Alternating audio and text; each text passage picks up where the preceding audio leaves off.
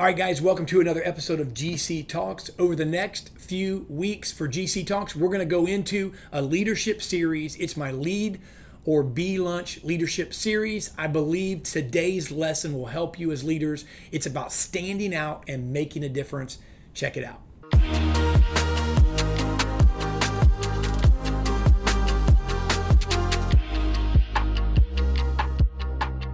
Today we're going to dive into the qualities of a servant leader for business owners, entrepreneurs, and leaders alike.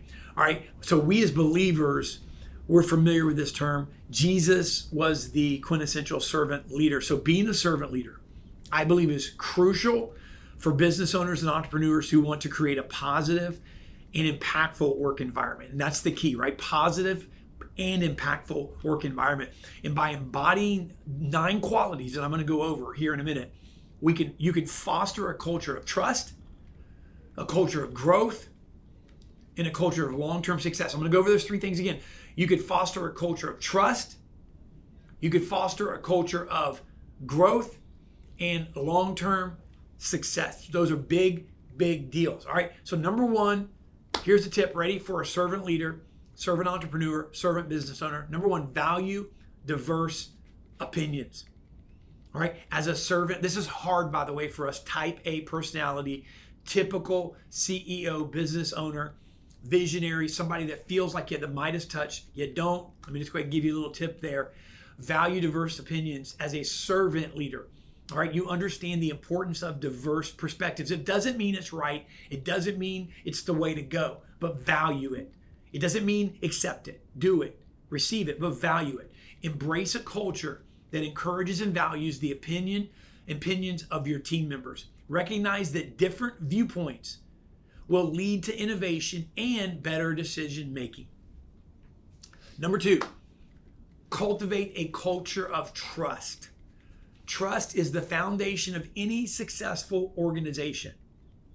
If you build an environment where trust is nurtured by being transparent, honest, and reliable, it's the key. Trust empowers your team and your team members to take risk. Trust empowers your team members to collaborate. And trust empowers your team members to contribute their best work. All right. Number 3, develop other leaders. You know, something I want to throw out there regarding leadership and the fruit of leadership. The fruit of a leader grows on other people's trees. You know, I want to speak for a second and just take a sidebar here.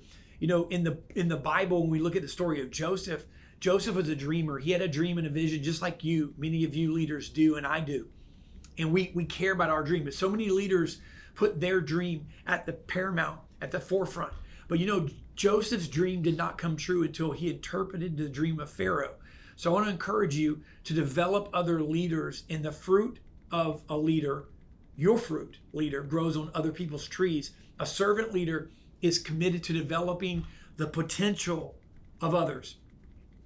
Create opportunities for your team members to grow and develop their skills. Provide mentorship, coaching, and resources that empower them to become the best leaders in their own right. Number 4, help people with life issues. That's right. It's all about the people.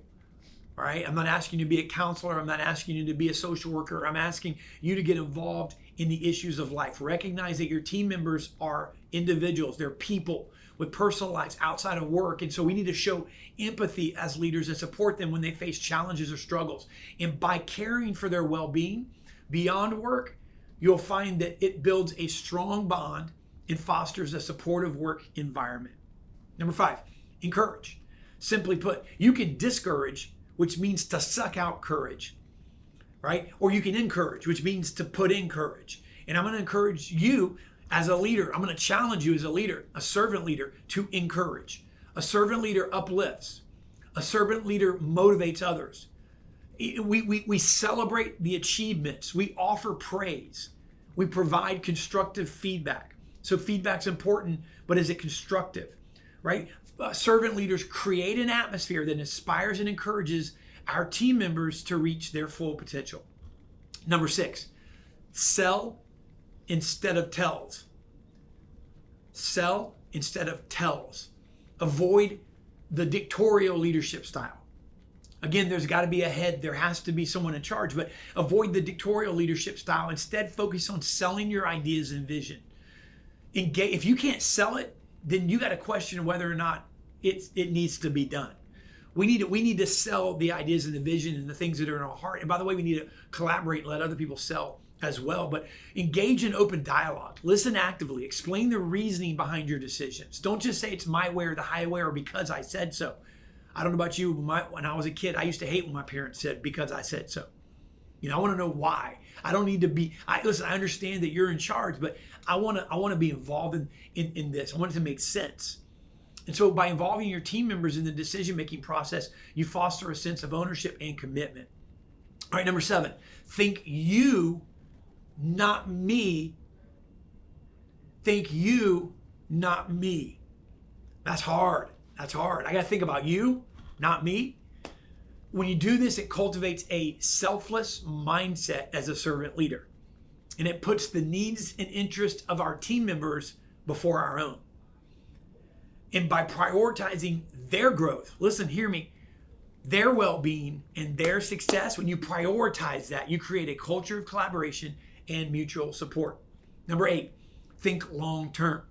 Listen, if you have a big vision, this isn't happening overnight. Listen, my pastor was talking the other day and he gave an example of a theme park that's there every day in a carnival that comes in for a season. And he looked at 2 different rides and he said, the theme park, I'll ride on that ride. The carnival ride, I'm not getting on it because last week it was on the interstate. So if you have a big vision, this is going to take some time.